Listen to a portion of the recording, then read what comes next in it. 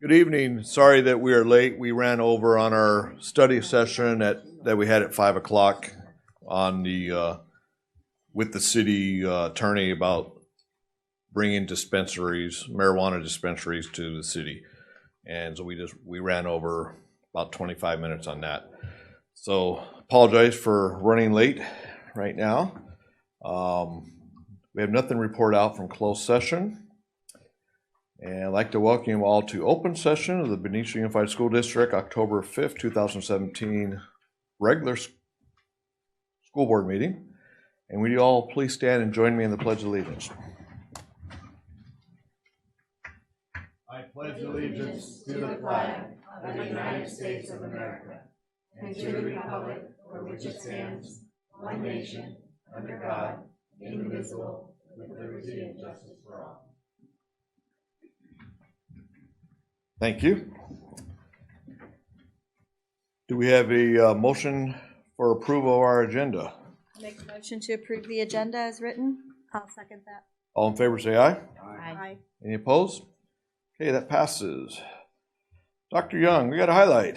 We do have a highlight. So this is an opportunity for us at every board meeting to highlight an excellent program that's taking place out among our wonderful schools. This evening, I'd like to welcome Damian Scott to the podium and one of his amazing teachers, Soretta Tuttle, and they're going to share with us the work that they're doing at the middle school this year around teaming and teaming staff and teaming with kids and that's positive effect on student achievement. So welcome. Thanks for coming. Thank you. I just want to say thank you for allowing Miss Tuttle to really share out, because it's she and her colleagues are doing some amazing work, and I think it's nice to be able to have a forum to share. So thank you, and really it's about her and her team and what they're doing. So I'm going to let her talk. All right. Thank you very much for having us tonight. We are now at Benicia Middle School, where we are fortunate to be back working in teams. I'm going to come over here and Because so it's it's recorded. Yeah. Try that. We're fortunate enough this year again to be working in teams, and I'm going to go ahead and try this. There. Oh yeah, it works. Okay. So clearly we want to make sure that at the middle school we are focusing on best practice, and we're doing a lot of research researching. A lot of evidence shows us that us having these teams together where our students feel not only that they belong as part of a team, but us as teachers with that support that we have built into our team, it's really powerful. Right now I'm working with what we call the best team ever, of course, and that's Miss Mitchell, Miss Van Amsen, and Mr. Hansen. And so we cover together science, history, math, and English. And together we are so lucky to have a common planning time. And there are 8 other teams on campus also, so they are by grade level, 6th, 7th, and 8th. And then we have one split between 6th and 7th. Yeah, so each of our students, 6th, 7th, and 8th, really feel like they're part of not only the school itself and the community, but also part of the team that we've created.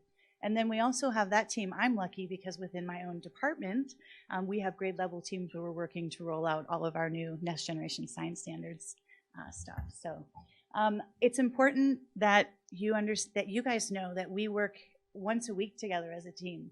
We are able to look at our group of students that we share, the common students that we share together, and we are able to identify students that might have needs, plan together what our lessons are going to be. And another really great part about it too, that it happened one day. We were talking about when we were going to be giving assessments, and it was so nice to be able to talk to Christine and find out, okay, she's going to give her assessment this day. Now I can stagger mine. Now history can be staggered, and the kids see that happening. They see us connecting with each other. They see us planning, and I really feel like they're benefiting from that. It's been a great transition this year, and it's especially been great because I've had such a great team to support me.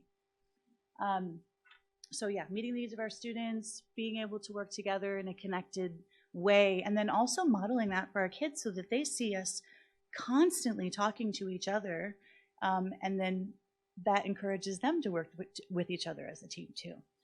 Which brings me to our science piece. First of all, I think we all know that by working together, we can accomplish so much. One idea is great. It's a great idea. But when you marry that idea with another one and another one and another one, you start to realize how many amazing ideas exist out there and what we really can do as an agent for change. And so for me, this not only impacts me being able to work as a team looking at all of the other subject areas that are involved in my team, but also from the science perspective where we get to study everything through phenomenon. And we chose this picture actually up here. You look at it, I hope it makes you wonder a little bit. Is that ice? Is that fire on there? You know, the students start to wonder. And then we pull out a block of ice and light it on fire and say, what do you see? What do you think? What's happening? And they just go crazy with it.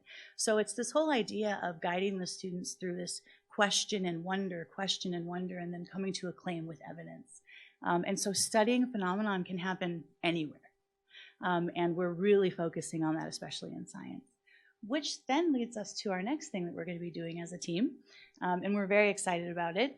We're going to be taking a cross-curricular team trip down to the wetlands in Benicia next week. And so what we did was we've all been working together for the last couple of months to think about what lessons we want to do with our students down at the wetlands. I knew that the wetlands were known on the West Coast as being one of the most important waterways, and we're just learning now, even through our research, that it's actually an internationally well-known wetlands that's so important, and we have this right in our community. So we are going to take our students, our entire team, all of us teachers, Mr. Scott, a couple of other teachers from the school are going to come with us, and we are going to be conducting lessons down there all day long. From writing through English, we're going to be studying the history of the waterways. We're going to be conducting labs on erosion. We're going to be figuring out the weather and creating all the data for that through math. The math is going to have the biggest part.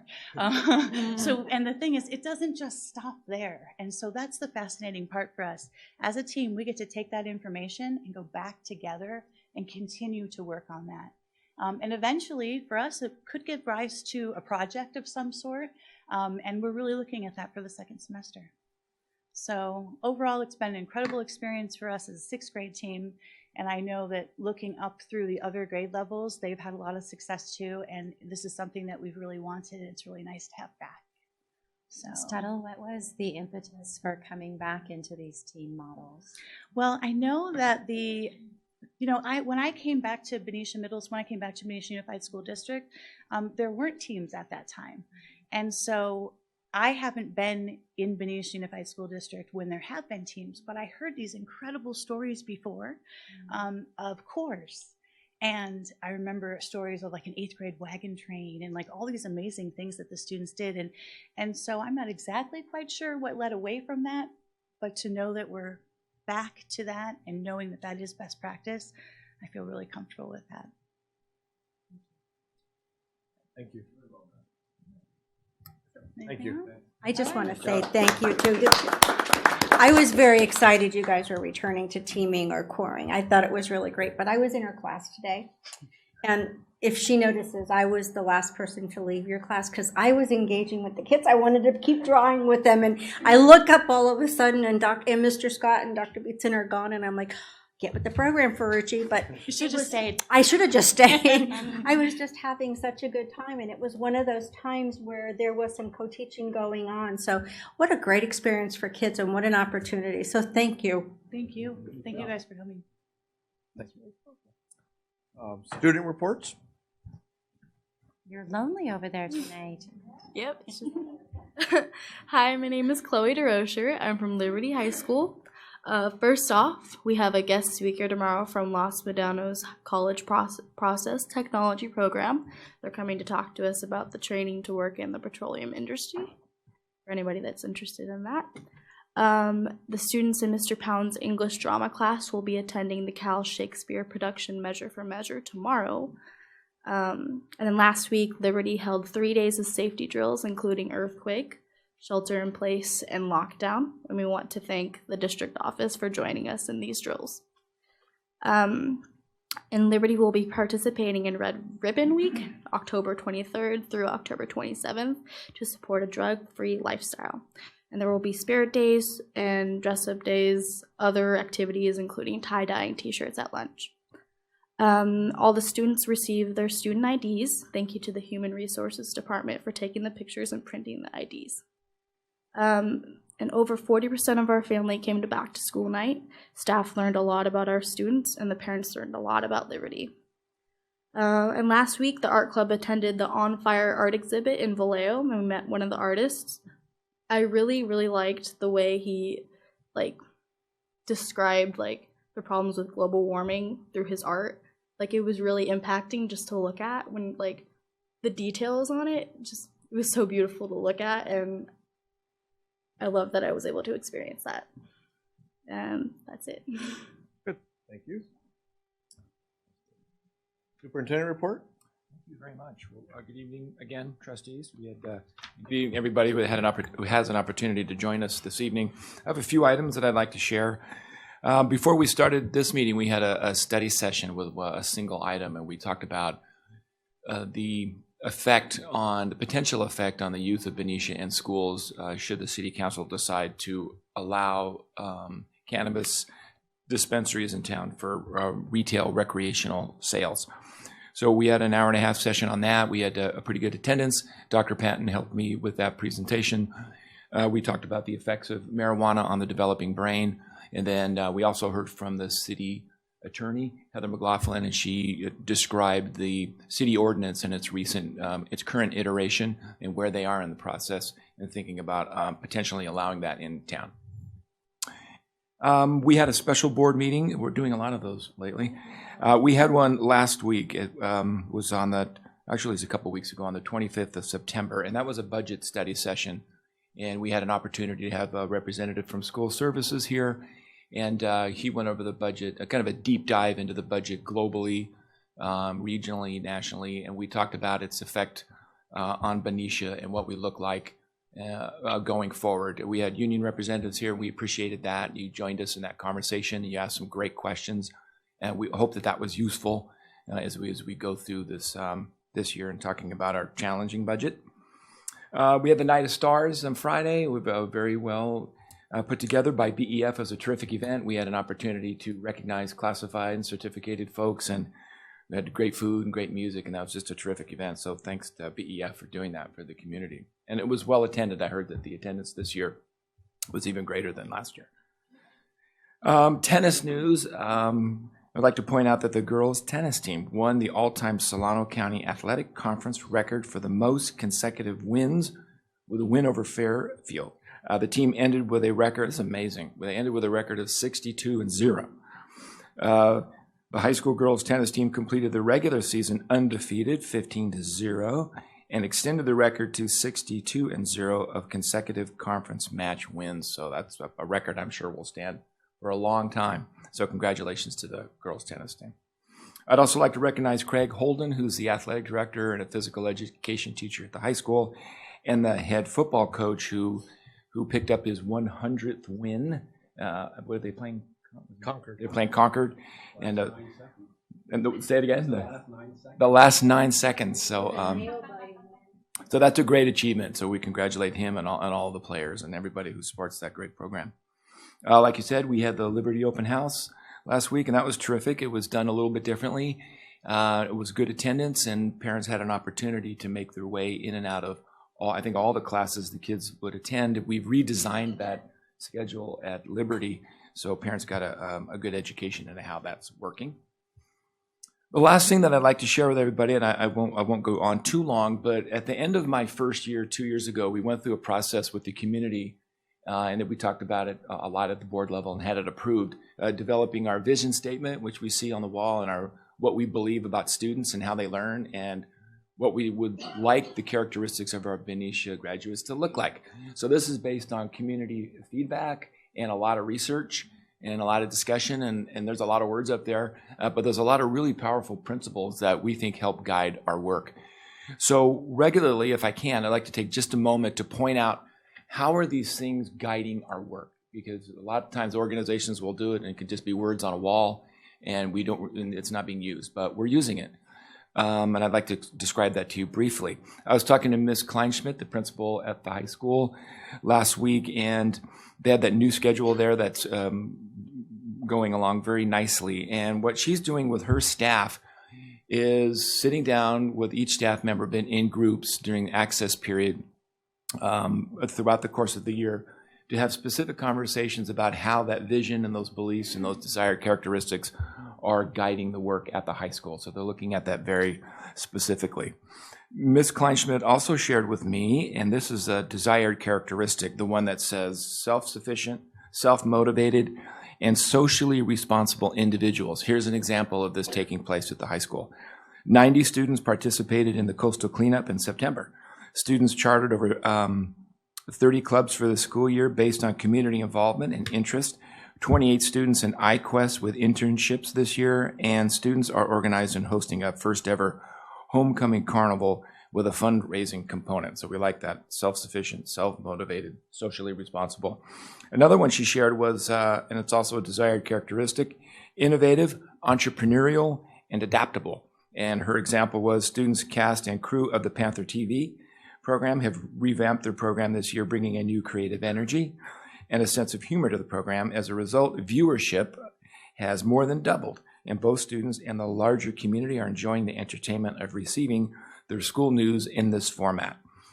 So lots of work being guided by that wisdom up on the wall there. A couple more quick examples. At the middle school, and this reflects those beliefs. One of them, all students are creative, unique, and can learn. And you just heard a presentation on that, all of those elements of teaming and the educational possibilities for that in students in that environment. And the other thing that we're doing that we're very proud of, because I think it's making a big impact, and Dr. Beatson has played a role in this, and this is another one of the belief statements, that students reach their potential when they are engaged, encouraged, challenged, and supported in the pursuit of their interests, passions, and talents. And one of the things they're doing this year is reading a book called What Every Middle School Teacher Should Know. And we've had an opportunity to have a presenter come in and work very closely with the staff around those concepts related to best practices at the middle school. So superintendent, I'm very happy to see that the leaders out at the school site and in departments are using the wisdom in those words to guide their practices. So that's it for me. Thank you. Board reports? As Charles said, Night of Stars went very well. For the first year, it was sold out, so we had a full house of teachers and staff and guests who were very excited to celebrate the Teachers and Classified Staff of the Year and enjoy the evening. So thank you all of those that joined us. I also had the opportunity last week to be a mystery reader at Robert Semple and Miss Brown's class. And she does this lovely program where she brings people in to read books to the children and have discussions with the children. And it was really exciting to do it this year because we read a story about fish. But what we talked about more was governance, because the children are going to be taking a field trip to come here to the district office, and they're going to sit in these chairs, and they're going to talk about governance and what we do here. And so by happenstance that I was there reading with the children, she brought up the role of governance and talked about her field trip, and we got to talk about with these young children how this organization works and how being part of the discussion and being part of building the goals and mission and everything of your district is really important. And I think that's nothing more important than we talked about in our open session prior to this about using your voice to state your values. And I'd like to encourage everyone to think about the discussion we had earlier about dispensaries and about looking at our values as an organization, as a district, as a community, and what we want to do with that, and using our voice to share what we think of those things. Okay. Thank you. It's not so much a board report, other than an advertisement that I'll be at Westminster Woods, the next board meeting, with the 5th grade class. But I'm worried about our last conversation and the opportunity for a board resolution in response to the discussion we had previously. I would love to cast a vote for that, but I will be up in Westminster Woods. So, yeah. So I don't know if there's a opportunity for some other venue to collect that vote before the city council meets. Or written, I don't know, can you do unanimous written consent or? Okay. Okay, well, I had the pleasure of going through elementary and middle school classes this week. So what was really fun is I ended up hitting all English or reading classes. So I was actually seeing the reading workshop all going through both levels. And it was amazing watching and listening to the students having their conversations and the way teachers were working with students. I was so excited and I was so impressed. And all I kept thinking is, by the time these little ones, our elementary kids, get to middle school, and I did share that today with Dr. Beatson, is how powerful that instruction is going to be and how far teachers are going to be able to go with the kids, because you could just see the seamless transition from one grade to the other. So it was really kind of exciting to see, and I loved having to part in it. And then, of course, I got to the one science class, and I wanted to stay because that's an area I can use a lot of growth in. So, but that was really fun too. So I just want to say thank you to everybody. I know you're working really hard. I know you're engaged in training and you're working in new ways with your kids, and it's paying off. You could see it. So thank you so much for that.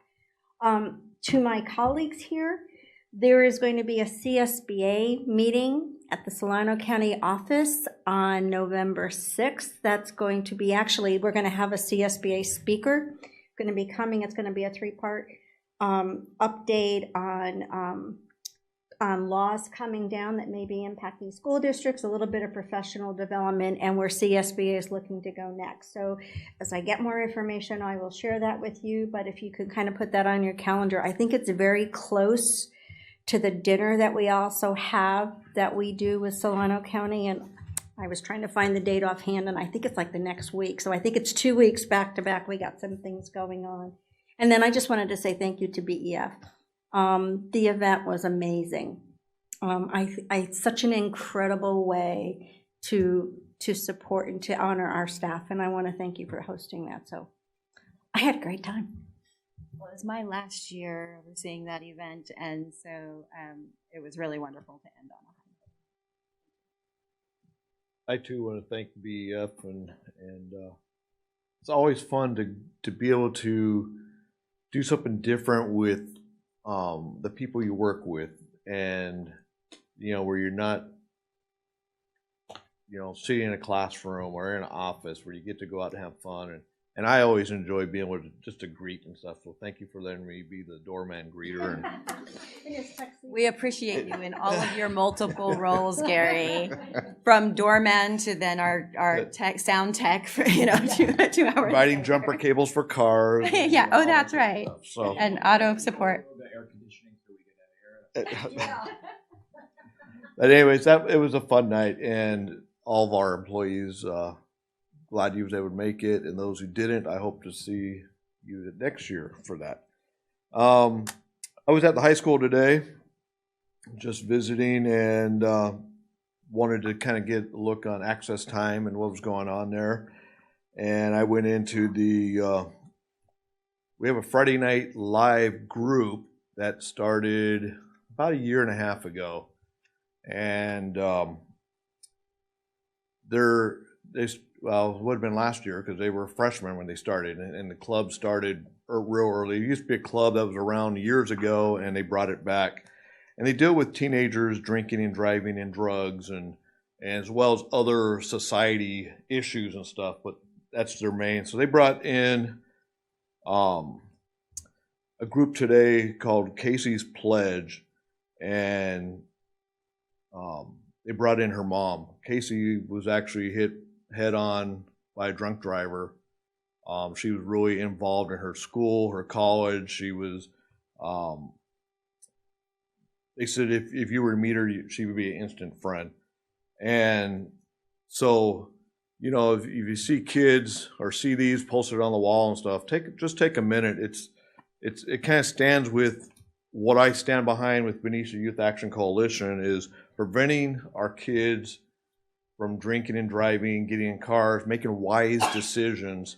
But one of the things that Lynn brought out, the mom, was that as we are kids, we have consequences for the stuff that we do. And to really just think is, what we do doesn't just affect me or affect them, it affects everybody.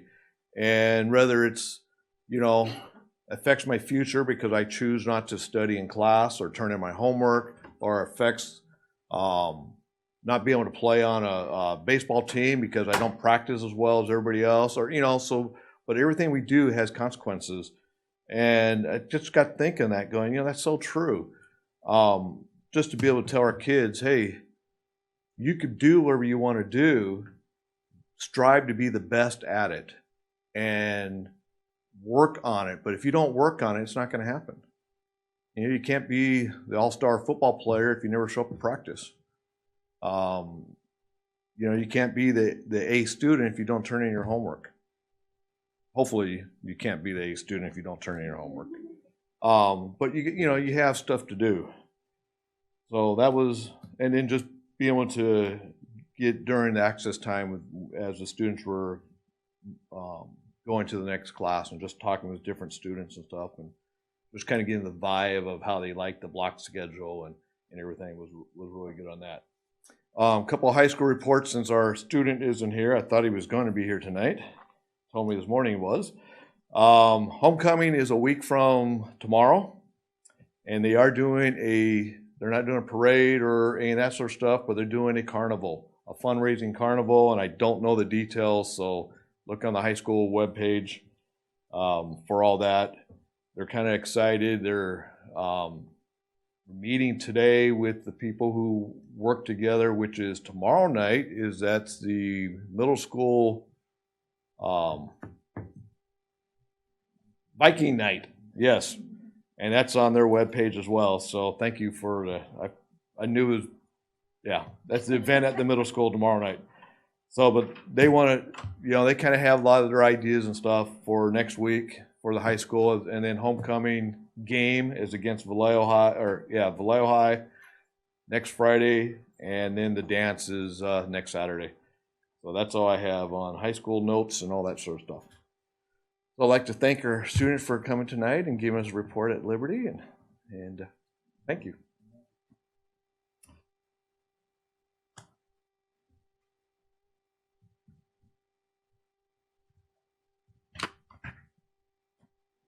This time we will move to comments from members of the public. Members of the public may address the board on any item within the board's jurisdiction. Cards which may be completed requesting to address the board are available at the back table and may be submitted to the board secretary at the meeting. The governing board allows speakers to speak on agendized and non-agendized matters under public comment, and comments are limited to no more than 3 minutes per speaker. And by law, no action may be taken on any item raised during the public comment periods, and matters may be referred to staff for placement on a future agenda of the governing board. And Debbie?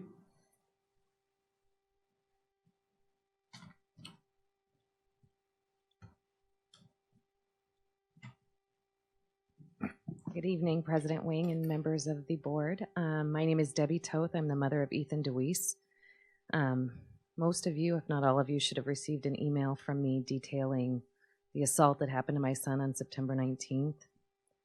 He was brutally attacked and beaten for playing with another student's basketball.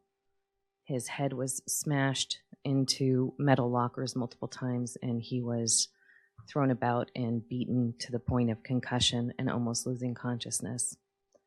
The student that did this to him is back at school, and I don't feel my son is safe, and it is his right to a violence-free and safe education. And I'm here because I feel I've exhausted the levels beneath you in terms of ensuring my son's safety.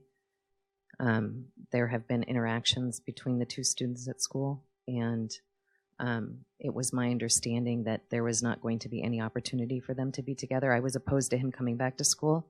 I am not for punishment. I don't believe that that's helpful, but I do believe that until you know that somebody who is violently aggressive has learned to deal with anger, that they should not be in a group setting. I believe that all the children at Benicia Middle School are at risk. If he could beat my son to a concussion, who now, by the way, has a 3 times higher likelihood of having another concussion in his life, and I work with people with traumatic brain injury, and I know what that means. For the rest of his life, he'll be dealing with this. And I don't feel that that should happen to any other child, and I'm asking you as board members to really consider this. I've been told by the leadership at the school that in typical cases like this, we suspend a child for a few days. This is not a typical case. This was a police arrested felony, brutal, a beating that happened. It's not a playroom brawl.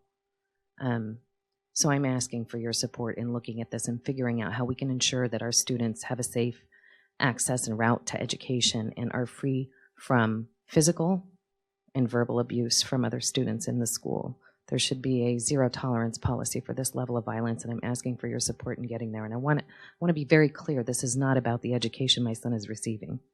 Mrs. McVeigh was the best thing that happened to my son in education in elementary school, and he has some really phenomenal teachers. This is not about that. This is about him having a right to a safe and violence-free education in the public school system. And I would appreciate your support in looking at an immediate resolution to ensure his safety. Thank you. You look into that and get back with us. Any other public comment?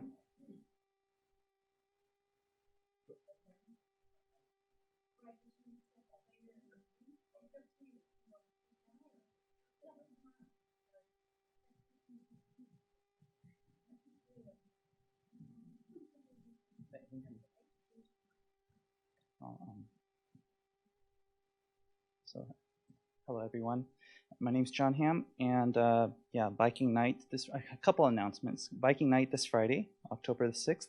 Also, BHS Panther Band is going to be competing Battle of the Bands at Fleet Week next Monday, October 9th in San Francisco. In October 21st, BMS and BHS marching bands will be going down to Santa Cruz for the band review down there. BMS's marching band programs got 82 students right now, 45 girls, 37 boys. Jazz and crab planning has already begun. It's going to be on a Sunday, January 28th. More details to come. Could you make sure that we get emailed that before you send it to everybody else so we at least have opportunity to get a ticket? You did. You got a ticket. You heard it first. Okay, yes, definitely. See, Kiwani's club donation to the music program is being used to purchase smart music, a tool that Mr. Ferrer is familiar with, and it's going to help enhance the interaction with the music students at BMS. Elijah Carter is a former BHS band student who has been hired on by the boosters for marching band coaching. So it's good to see that. CMEA Festival. BMS hosted last year. This CMEA is a California Music Education Association, and 2 years back we didn't get it, but we got it last year, and this year we got it, and it's full, so this is great. This is going to be April 27th and 28th, Friday and Saturday. Also, okay, so now back to point 15.2.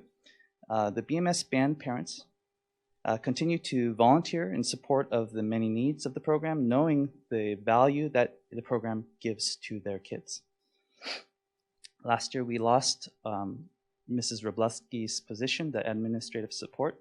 So I saw the Director of Maintenance Operations and Facilities on the agenda, and this is great to see growth, but just keeping in mind with a $2 million deficit, where is this money coming to fund for this program? And on offshoot here, I've met Ethan Deweese. He's a really good kid. It's really shocking actually to hear something like this could happen to a kid like him. So yeah, that's all I've got. Thank you very much. Thank you. Any other public comment? Okay, we will close public comment. We will move to consent calendar. All matters listed on the consent calendar are considered by the board to be routine and will be approved by the board in one motion. There will be no discussion on these items unless members of the board, staff, or public request specific items to be polled and discussed. Do we have a motion? I move that we approve the consent calendar as presented. I second. We don't approve the West. No. That's cheating, Peter. People will vote yes, and you'll have to go anyway. My understanding, you volunteered for that spot. Funny thing about that. So, okay, so we have a motion and a second. All in favor, say aye. Aye. Any opposed? Okay, it passes. We have some gifts. We have gifts. So we have a gift of tennis nets to be given to the Benicia High School tennis team from the Benicia Community Tennis Association and Jojo Donetti in the amount of $824.04. Thank And you. they've already installed them. They've installed them So already. they had one and they had purchased the others, and they installed them already, and we thank you for that. And the night that JoJo's not here. So I'll just pass that on to her, if you would. Thank you.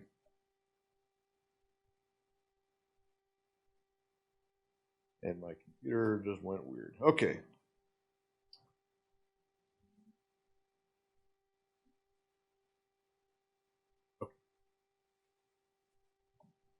Report and discussion of food services. Dr. Young? Thank you very much. So we have a number of programs throughout the district, and we want to make sure that we have an opportunity throughout the course of every year to touch bases and give the board and the community an update as to how we are doing. This is a good insight from the governance team at a previous board meeting to make sure that we're covering all our bases. And so tonight we are welcoming Tanya Courtney, who's the Director of Food Services and does a magnificent job for us. And she's going to spend a little bit of time with us tonight talking about the Food and Nutrition Services Report Program. Thank you. Good evening. Thank you so much for having me over.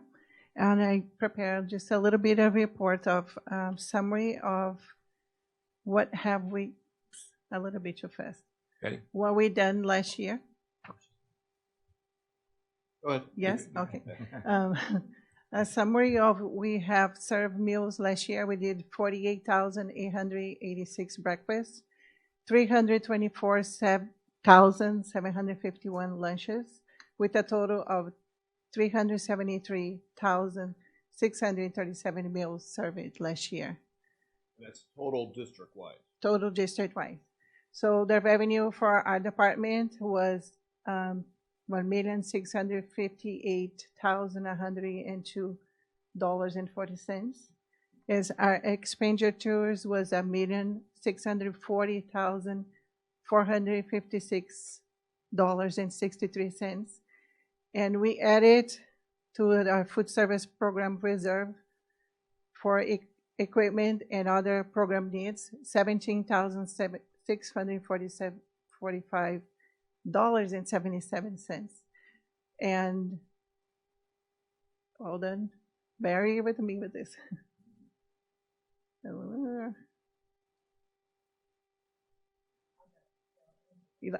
Let her do it. So in other words, with last year, even that we brought 17,000 to put in our reserve, we bought 19 new point of service computers. Then they were the originals that has been brought into the district and needed to be updated. All the data was old and would not work anymore. So we replaced 19 POS service computers, and we also purchased a double oven for the Mary Farmar Elementary School. The oven we had there was very, very old and could not be repaired anymore. So that means we're operating on the black, and it's good news for us. So what is new for this year for our department? This year, for the first time, California accepted the children that had a Medicaid benefits were able to get some reduced or free eligibility for the program. So we are IT department pull out the data from CalPads and automatically give us 2% extra students on our eligibility. So to make sure that we are reaching out to all the families. And this was a tryout this first year. So some families had one student that was free, one student that was reduced, and one student that was paid.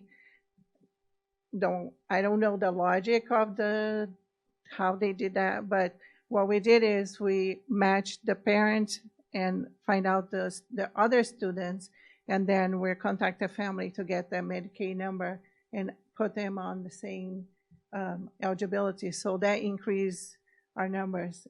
And that helps out the district because we need the funding for the LCFF.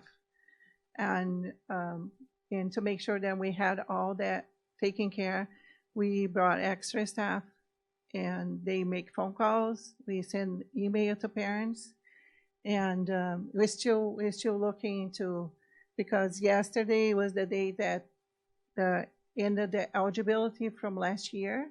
So the parents that have not reapplied for the free and reduced program, they drop it. When we pulled the report about 6 weeks ago, we had 6 pages.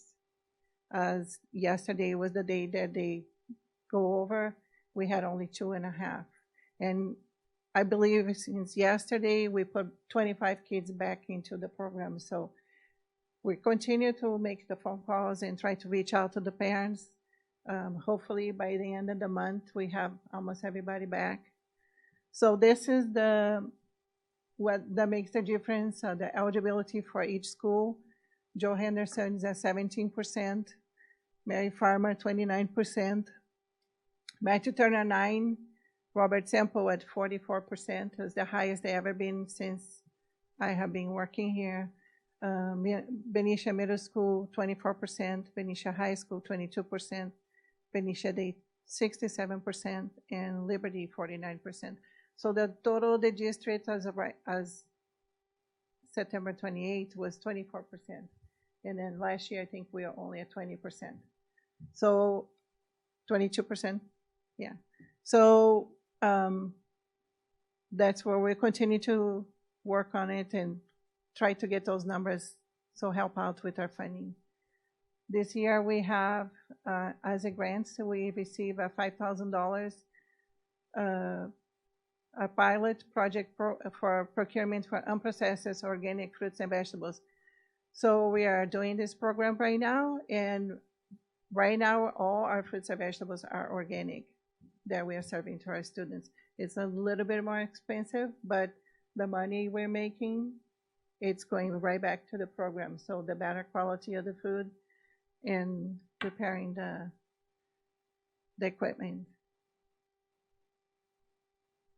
Next. Okay, so we continue to participate to events at the schools. We continue to do the 5th grader Fiesta Friday, promoting our lunches to our students. So in the past, they used to go and bring vendors from outside, which is no longer possible.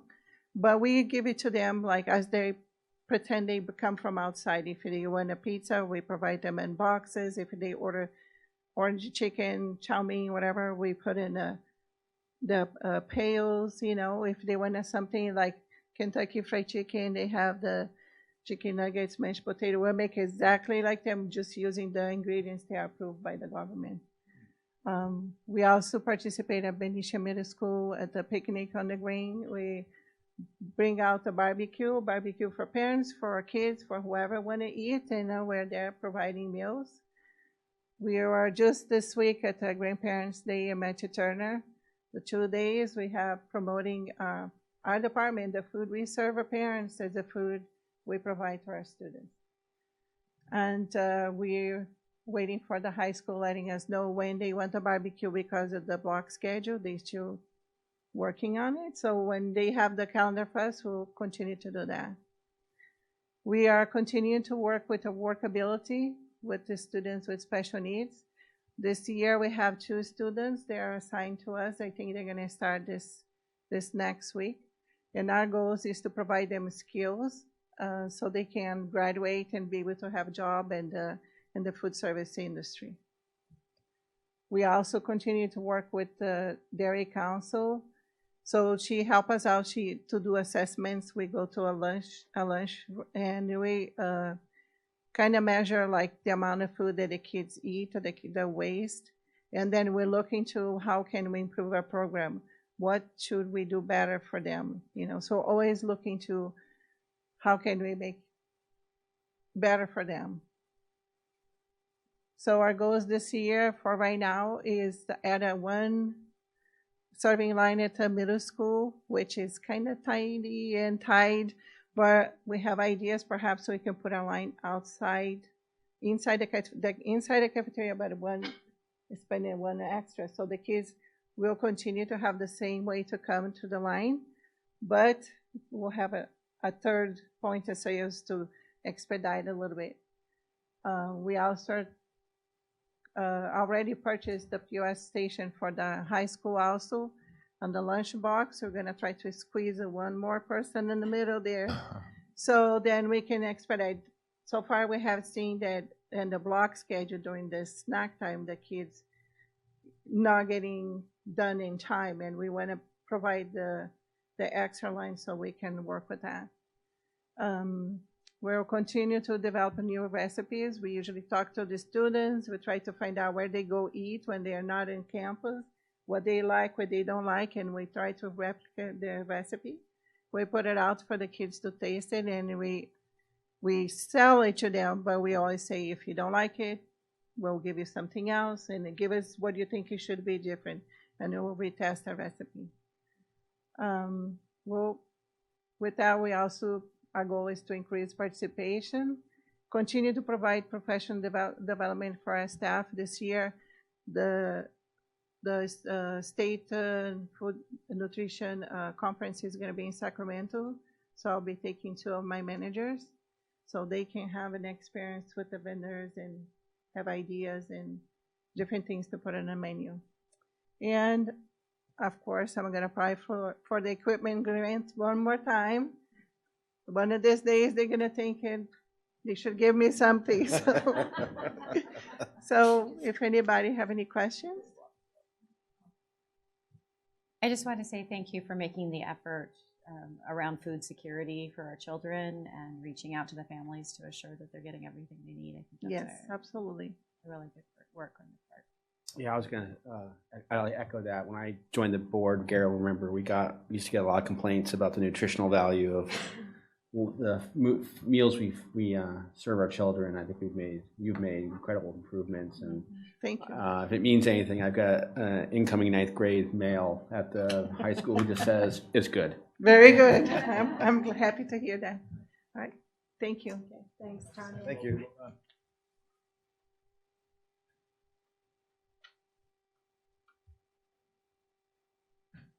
Okay, report and discussion on smarter balance assessment. Dr. Young? Very good, thank you. So we've been waiting and waiting for the state to release the data because it's been embargoed.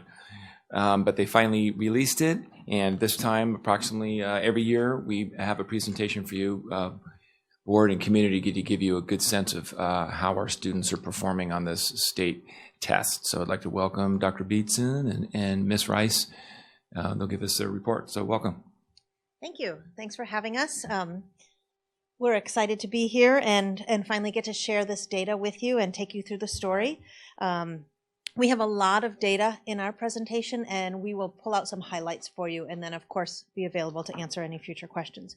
But tonight, we wanted to really do 3 things, and one is for you to understand where the SBAC, the Smarter Balanced Assessment, which is a summative assessment or a lag assessment, fits in our overall scheme of assessments. It is only one measure.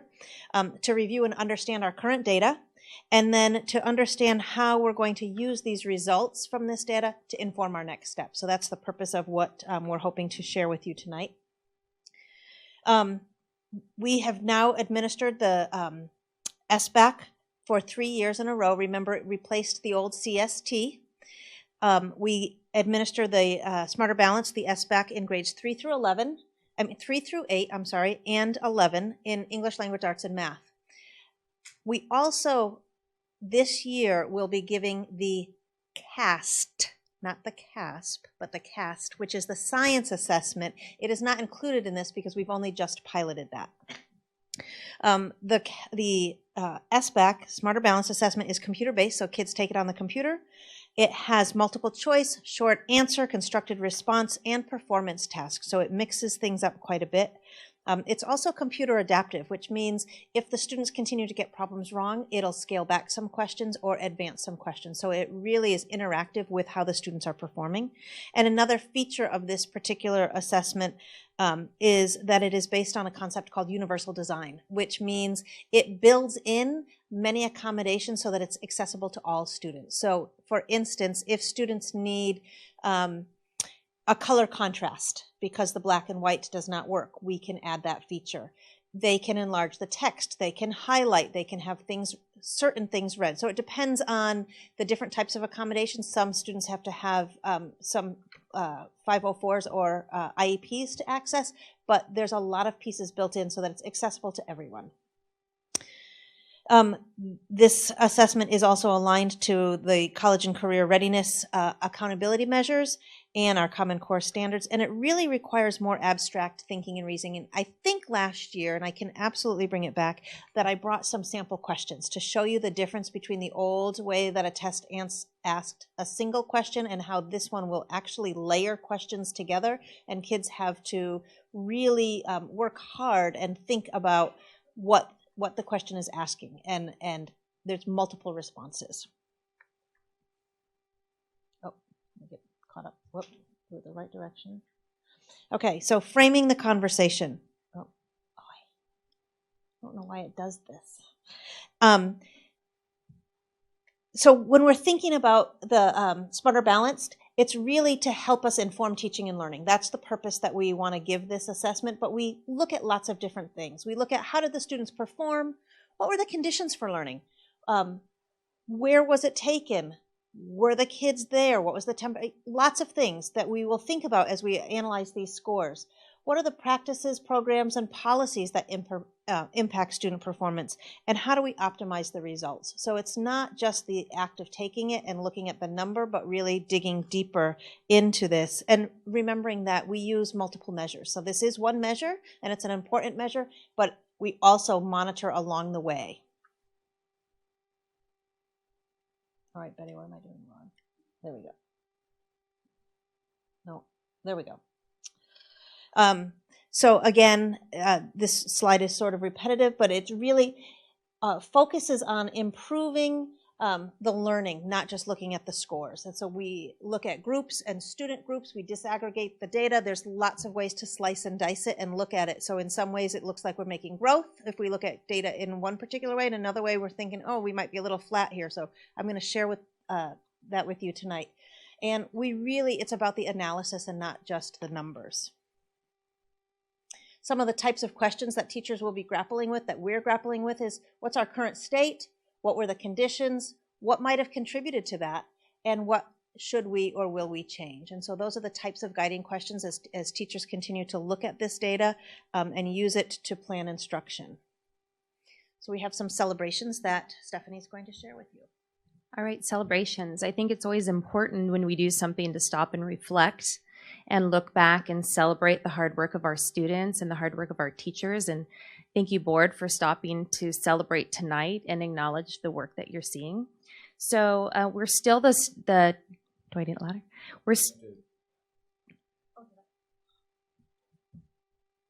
We're still the top scoring district in Solano County. And the state reports that overall in California, the scores in the last 3 years have been flat. And looking at our 1,000+ districts in California, on average, when they get the state average, we're outperforming the state average of California. Also, we have positive gains in math performance in 3rd, 4th, 6th, 7th, and 11th, and positive gains in English language arts in 3rd, 6th, 7th, and 11th grade. Also, we disaggregated the data and looked at a cohort, which we'll talk to you about tonight. And our 5th grade cohort increased in English language arts across all elementary sites. And our 8th grade cohorts increased in ELA and in math. And then also our socioeconomically disadvantaged student groups increased in both ELA and math as well. So those are celebrations. We also, when we look at the data, not only look for celebrations, but we also look at areas that we should focus on and grow in. And we have identified some student groups that we're going to dig a little deeper and see how we can support. And this is also identified in our LCAP as well as our strategic plan. And those student groups are our EL learners, our special education students, our African American students, and our socioeconomically disadvantaged students. We're also going to focus in on our 5th grade level 1 students in math, and also look over our 6th or 8th grade students both in math and ELA. So level 1 is not met the standard, so that would be our lowest performing band out of 4 different bands. So we're concentrating in on our most struggling students there.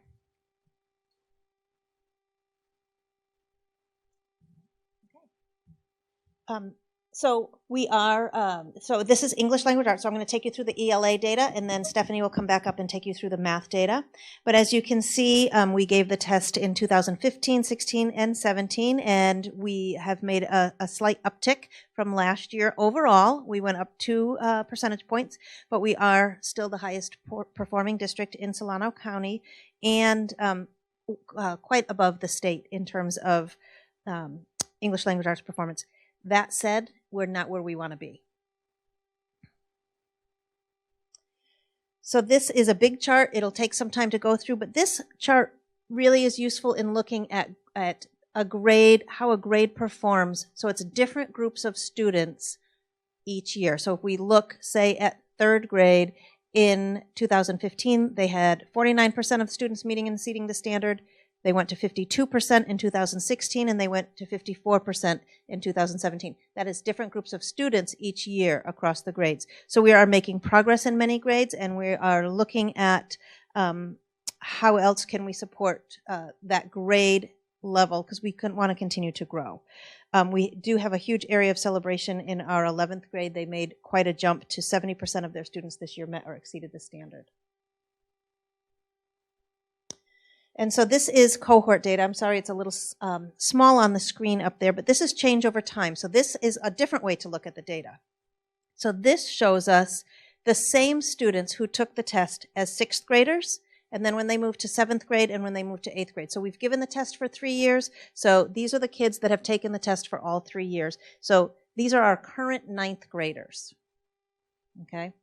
So the celebration is they've grown every year. They've made small increases from 44% to 47% to 48% meeting and exceeding the standard. So they're going in the right direction. We want to continue to support them in making growth.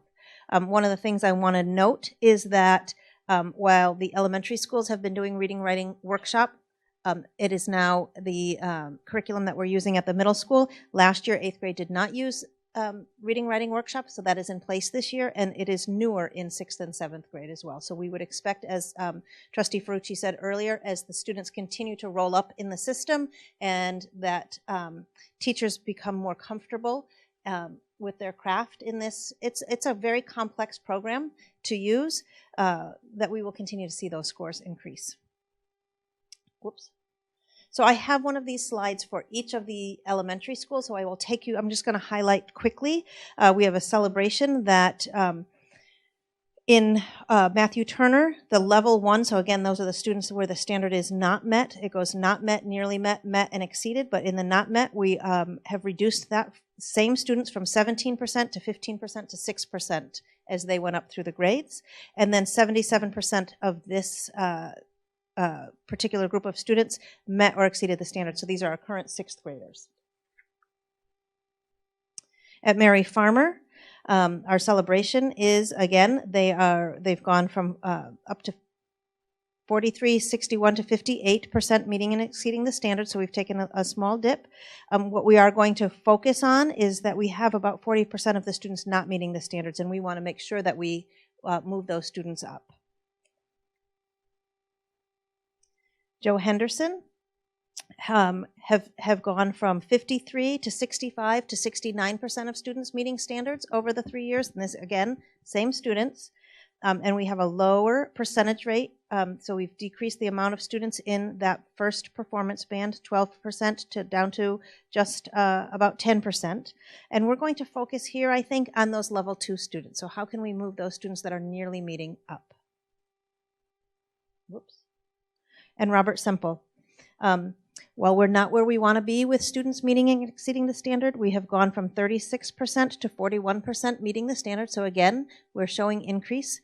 We want to see that even increase more. And we're going to focus on our students not meeting the standard at that level 1 because there's still a lot of students down there and we need to really hone in. One thing I want to note is this year Robert Semple became an affiliate school with Teachers College, and so they will be getting that in-depth job-embedded professional development at their site for 5 days this year.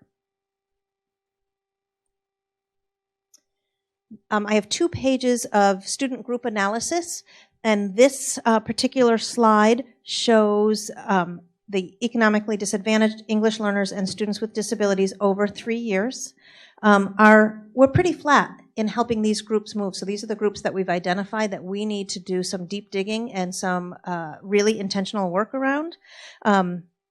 We're going to pay particular attention to students with disabilities and our English learners and figure out what's going on and how we provide some more professional development to all teachers and make sure that we can support those students as best as we can.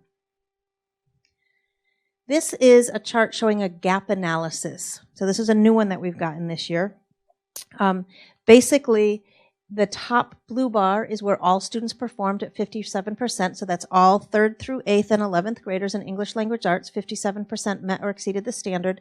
And then the red shows the gap between that student group and the rest. And so you can see that data that we just looked at with our English learners, our students with disabilities, 13% of them met the standard. So we have a big gap between where they're performing and where all students are performing. Our SED is socioeconomic disadvantaged. So that's one of our other student groups, and our African American group as well. And so we are paying particular attention to those. One thing to note with LCFF funding, and you know how we get that supplemental fund? Students, for funding purposes, we call them the unduplicated counts because we get funding for them once, even if they are in multiple groups. But in data, they count in all the groups. So some students will be counted in multiple groups. Again, different ways, as I said, to slice and dice this data. So these are our 4 groups that we're tracking, and this is cohort data. So how did these students that were in this group fare over 3 years?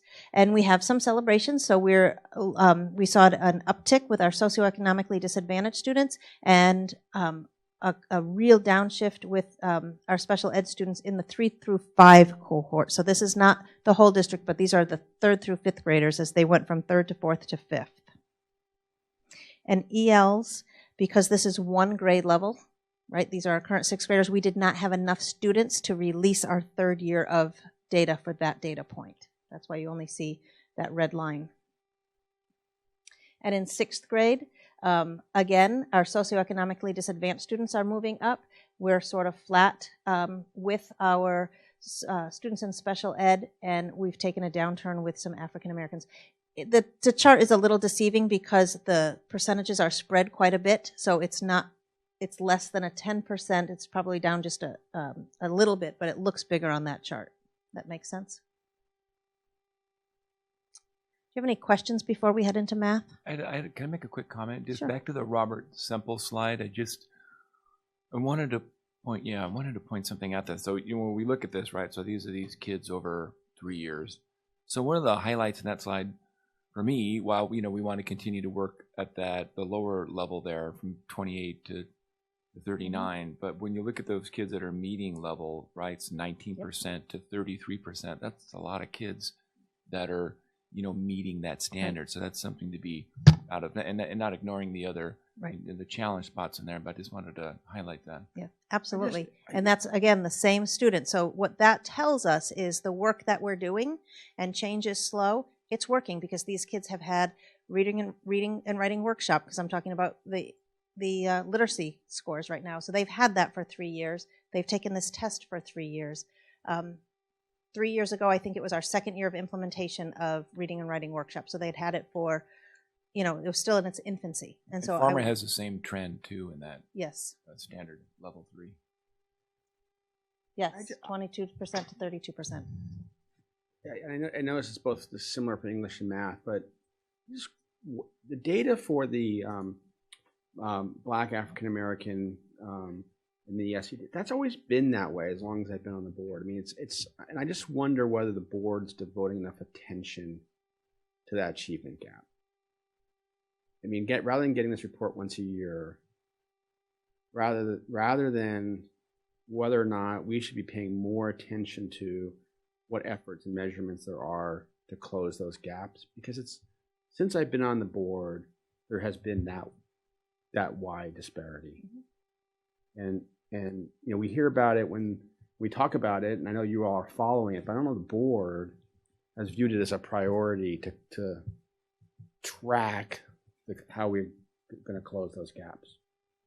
Yes, that's for all of those groups. I know that the principals right now are writing their single plans, and they're focusing not only on the overall achievement, but really measures, and we're having lots of conversations. Right. What do we need to do differently? Right. And I also know that some of these trends are also statewide. And so at the county level, we're having conversations. What do we do? I think it would be important for the board also to stay on top of this periodically, be tracking what's going on, and just make it that, that stature, that we care that much about it, that we want to continue hearing updates on that. Absolutely. Absolutely. I think that's why it's important that we have our right.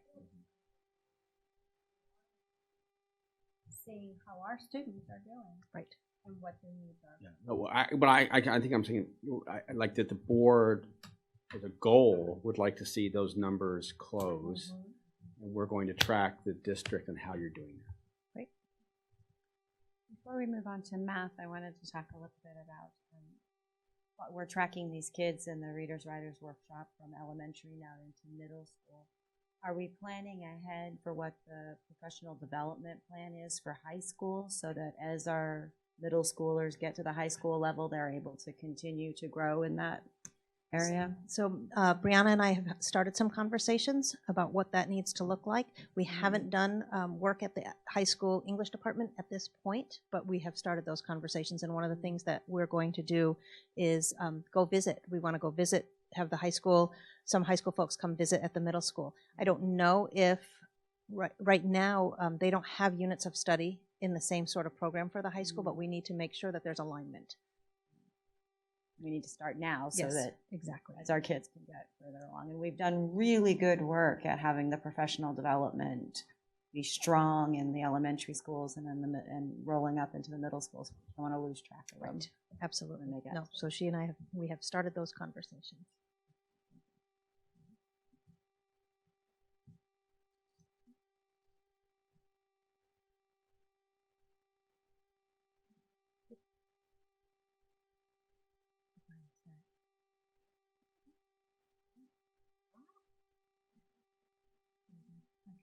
Thank you for that. So again, for math, what we pointed out earlier is Benicia has improved from 2015 to 2017. Not only though, when you look at this data, are we the top school in Solano County, but we've also made the most growth. But like Dr. Beatson said, this isn't where we want to be, so we're going to keep striving to move forward. But I think we should stop and celebrate as well. If you were to measure just the Black and African American or SED populations, would we be the top in Solano County in that category as well?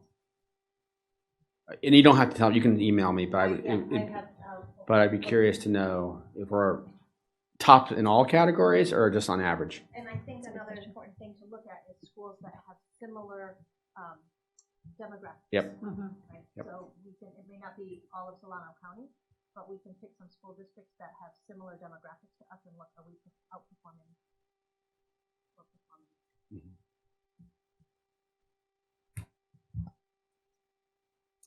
And on this next slide again for math, you see each grade level broken down from 2015 to 2017.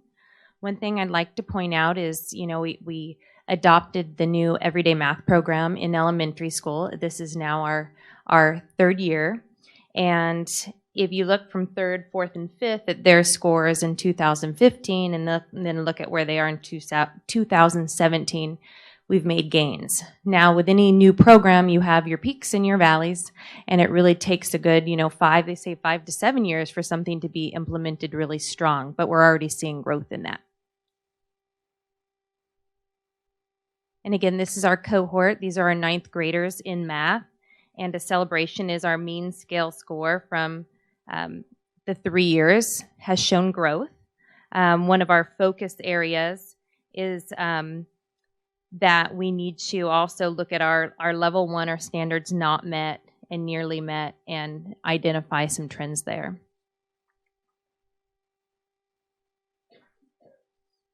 And then for Matthew Turner, again, we see an increase in their mean scale score.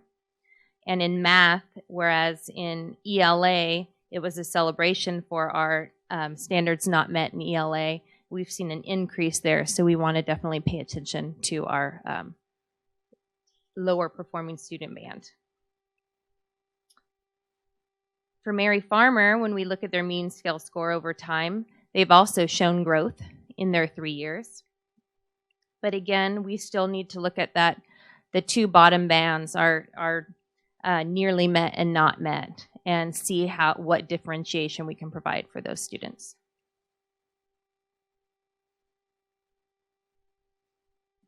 Joe Henderson, same trend. We went from 2457 to 2544 in that 3-year growth, and but we still need to look at the increase in our standards not met level 1 in that 3-year span.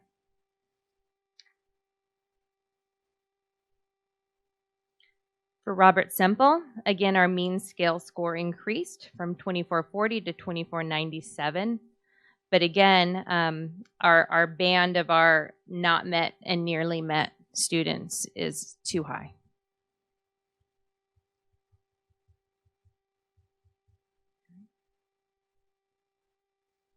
When we look at our student group analysis, our economically disadvantaged students showed growth over our 3-year span of a positive 6 points, but we definitely need to take a deeper look at our EL and our students with disabilities. And then again, this is our gap analysis, so we're comparing to our all. It looks very similar to ELA, so looking at our student groups that we've identified as a high need of focus, we definitely need to work together and close that gap for those students. And this graph is our cohort over time of the subgroups that were identified. And as you can see, Dr. Beatson said that the scores are close, but it takes a dip and then kind of flatlines out. So we definitely need to start seeing a positive swing there. And when we look at our 6th to 8th grade cohort, we showed a lot of gains, and then we've kind of just flattened out there. So we're going to still keep working and looking at identifying some supports in these areas. Do we have any indication why we have these huge drops at every elementary school from 4th to 5th grade? Indications? No, that's something actually we've been really digging into. We've been working as a team.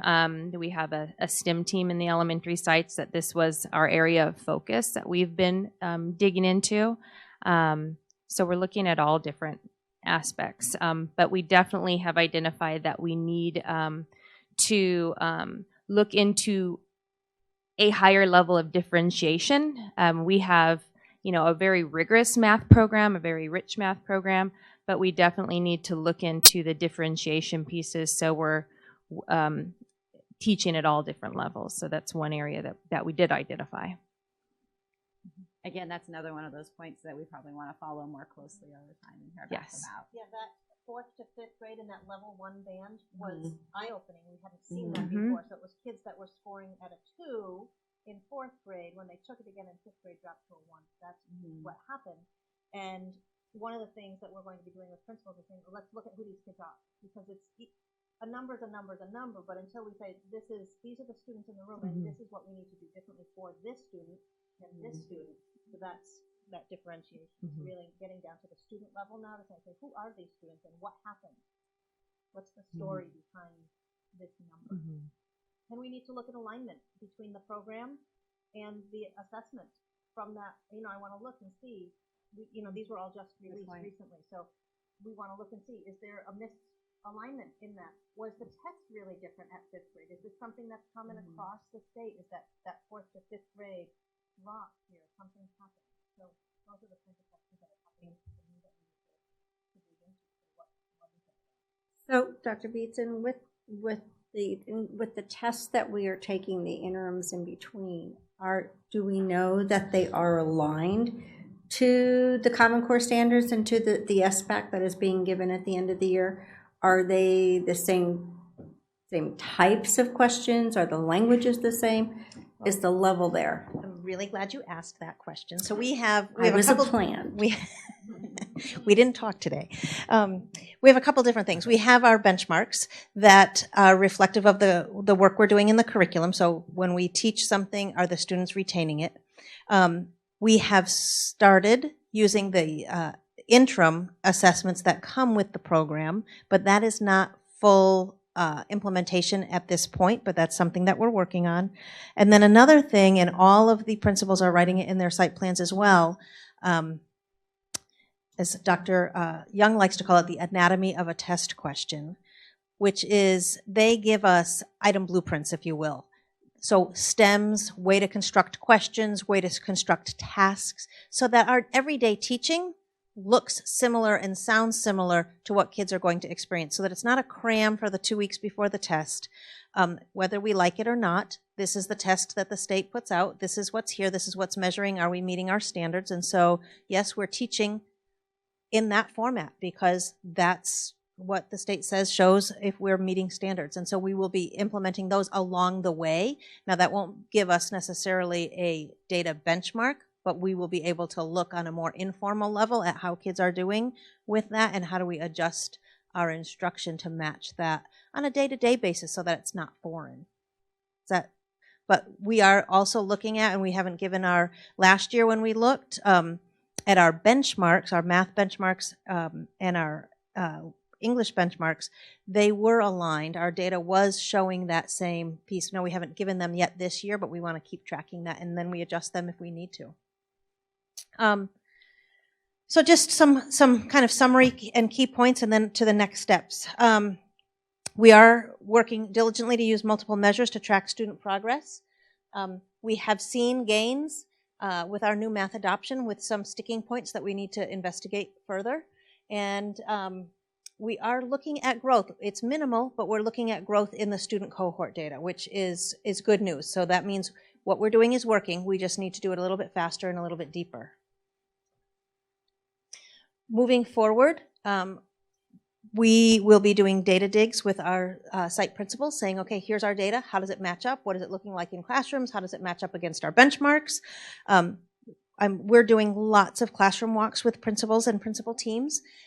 And that is not evaluative, but that's for us as building leaders to know what does the instruction look like that we are supporting so that we're calibrated amongst ourselves.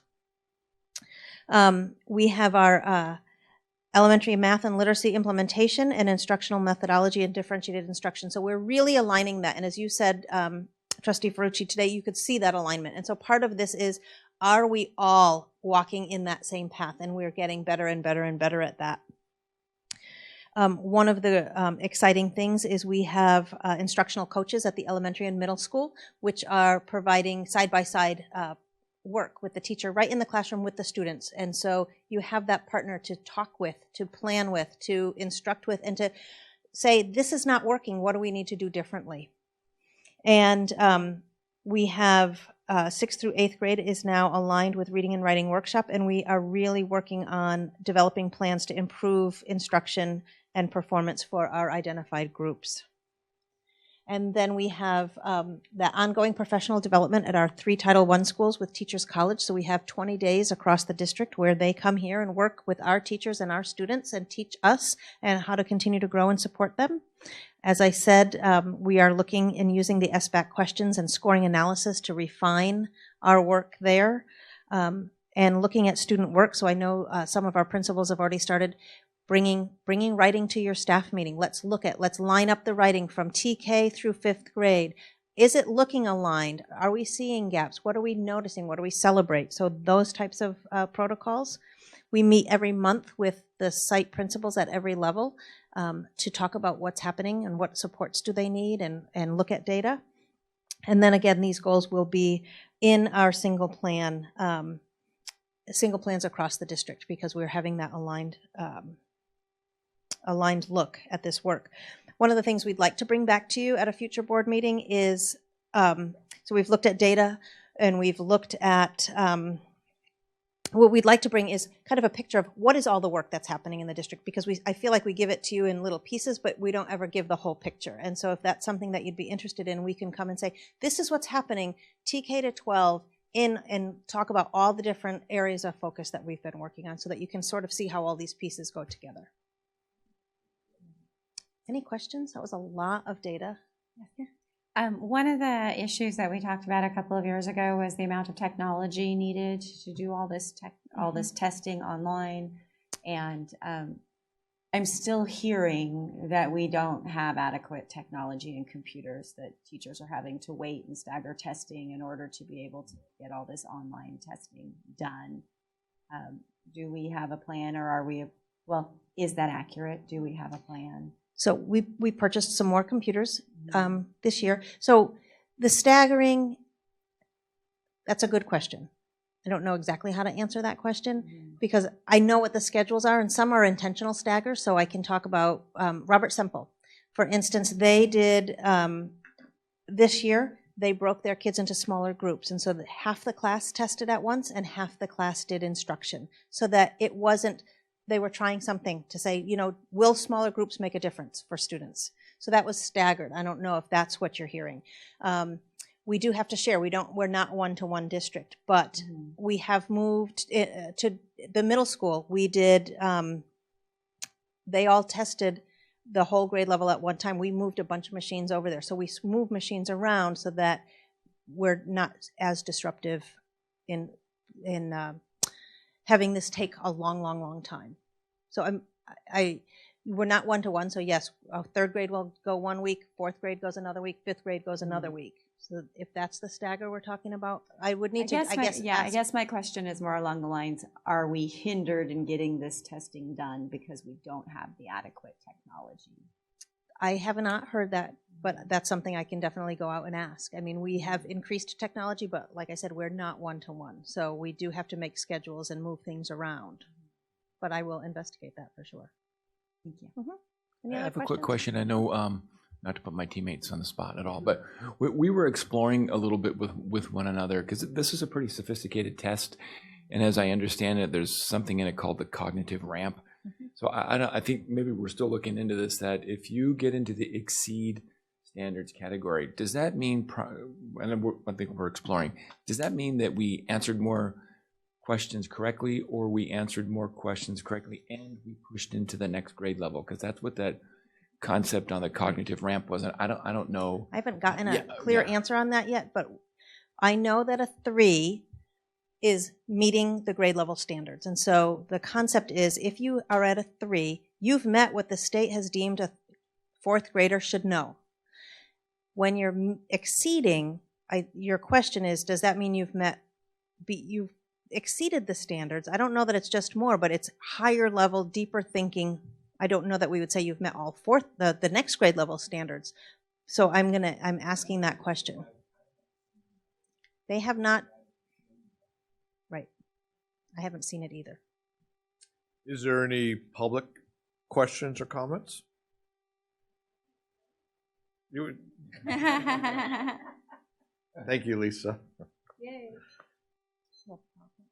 And I don't want to throw you on the spot, but does this information meaning, I mean, how does that affect you being in the classroom? Well, we always analyze it. We always look where we were weakest so that it can push our teaching in that direction, see where we made the mistakes. But one of the things that we noticed in the 5th grade is, which puzzled us, so I'd love it if we could find out what it was, is like some of our scores, so maybe they scored I'm just going to throw out numbers, like a 522 in 4th grade, and they may have gotten a 538 in 5th grade, but they went down a band. So even though their score was higher, they actually went from a 3 to a 2, and that was confusing to us. Because the regular green thing or the percentage? The regular green thing, like the green, like going from a 3 to a 2.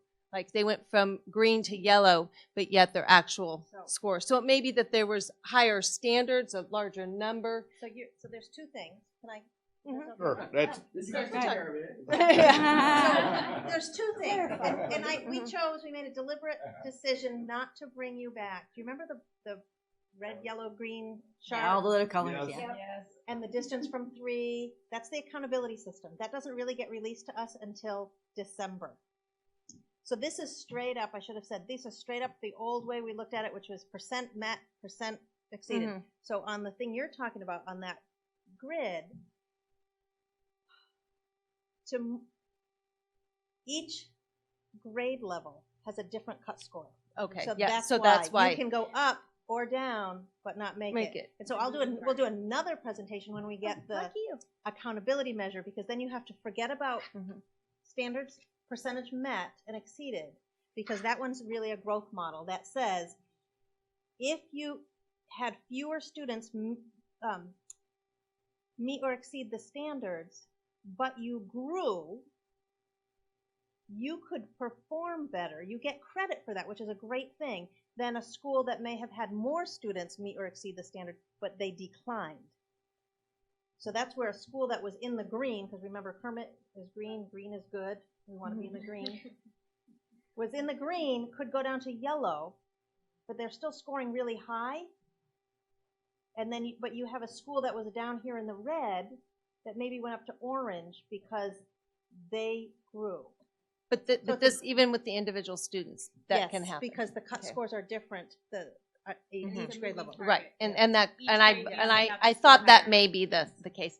The other thing that I noticed was when you had Farmar and Robert Simple that scored, they had a pretty significant percentage in the 1 and 2 areas. And yet those schools are the 2 Title I schools that both had their computer labs taken away last year. And so, which caused a lot of our students not to have the computer access that the other 2 schools have.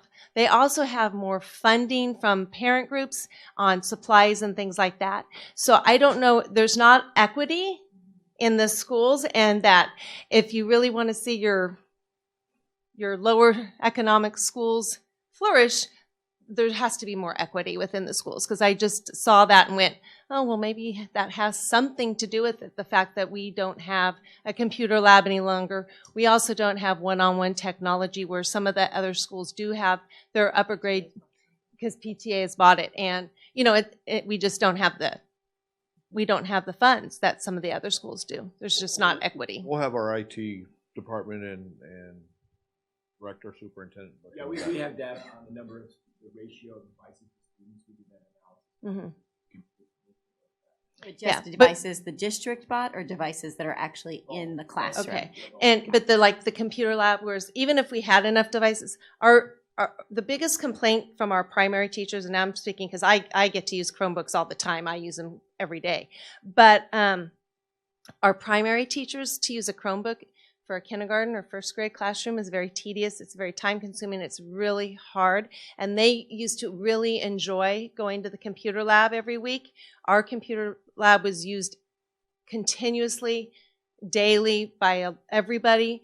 And so I know when that happened, it really made an impact on those primary students, which in effect will eventually make a difference in the 3rd through 5th grade also. So I know a lot of our parents didn't even realize that our computer lab was gone, so I don't know what you're aware of or not aware of, but I just saw a correlation between our test scores and that. Thank you. You're welcome. Anybody? Go. Any other? One quick question. I don't know if I need to stand up, but Probably my have to come up question to the was mic. this, 3 years ago. 3 years ago, did the testing change or the way we educate change or both? Oh.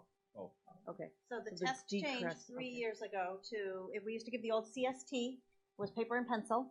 And then with Common Core Standards, so that had shifted how we instruct, a new test came along that was all computer-based and really, really hard, right? It's really hard and complex. I mean, some of my kids, literally, I have to use tests for 4 hours. And it's not a perfect. No. And the better you do, the longer it takes. Yes. So Ladies, we need you to talk up here.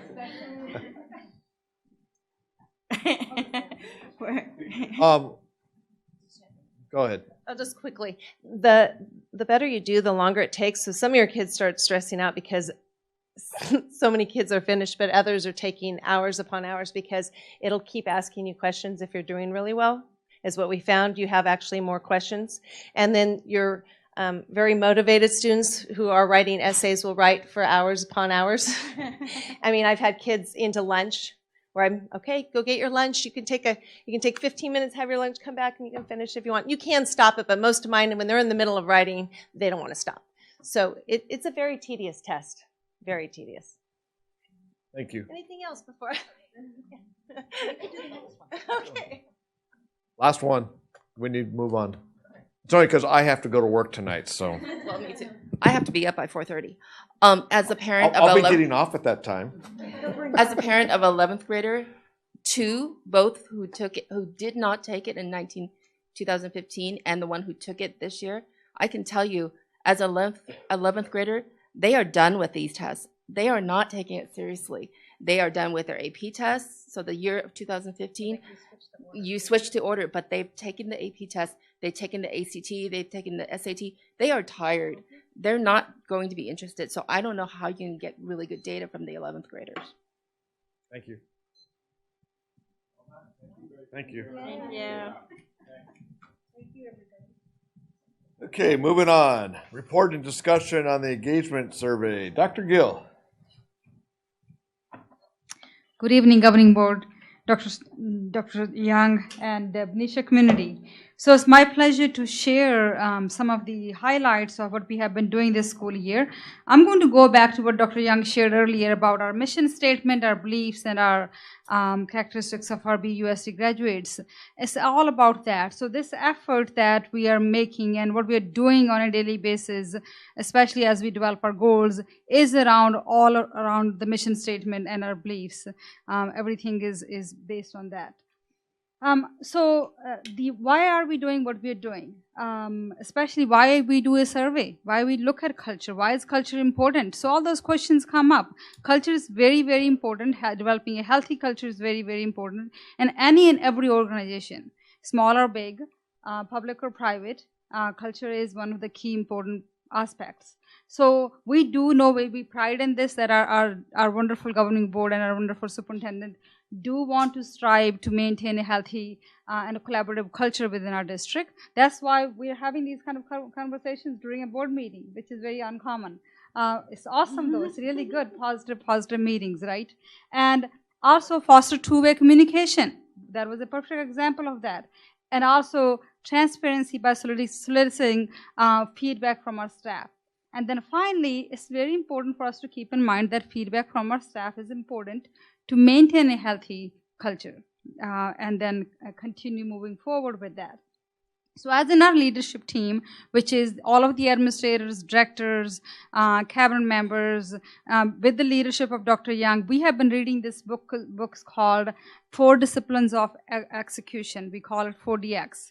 And by some of the really wonderful authors who have written really great other books. And it really focuses on a few of the things that are at the top, which is wildly important goals, which I'm going to explain in a second. What does that really mean? I know you have to go to work. but unfortunately I'm going to talk for a little while. Um, and it talks about lead measures, lag measures, whirlwind, scoreboard, and coordinates of accountability. I'm not going to bore you with all of that lingo, but I'm just going to share quickly, real quickly, a whirlwind is things that come up on a daily basis, our daily routine, that we kind of get busy and we forget to really think about what are really about, what are our goals. And like, for example, our beliefs, right? We don't really talk about them, think about them on a daily basis. Same way our goals, we don't talk about them and think about them on a daily basis. But it's very important to keep that in mind and look at them. And then I'm going to real quickly explain to you what a WIG means. That's what we call. We are very used to a WIG, a wildly important goal. So usually it's a WIG is the one that makes the major difference. WIG is the one that it helps to guide our work, helps to guide our actions. A quick definition, a quick rule about WIG is 3 quick rules. 1, there shouldn't be more than 3 WIGs in any organization. Okay, too many goals means you can get lost in goals and don't really meet any of them, so less is more. And then also there could be sub goals or sub WIGs that would lead up to meet the parent WIG.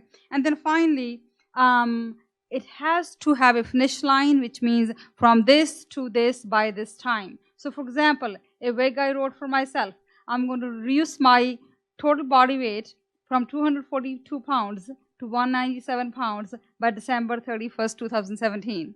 So it has a X to it has an X to a Y and a timeline, right? Very specific. So our district, as a district, we have WIGs, big, overachieving goal, arching goals that align with Dr. Young's goals, and then our goals align with his goals, which is the site administrators, the district administrators, everybody. And so 2 of our big WIGs this year are increase the overall student reach. It's a survey that students take. Score from 65 to 75% by October 2018.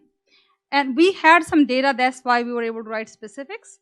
On the other one, which is specifically increasing the BUSD healthy organizational culture and engagement survey score from X to Y. The reason we said X to Y because we didn't really have a baseline data. So this is the first time we are doing it. But we want to do that, increase that by October 2018.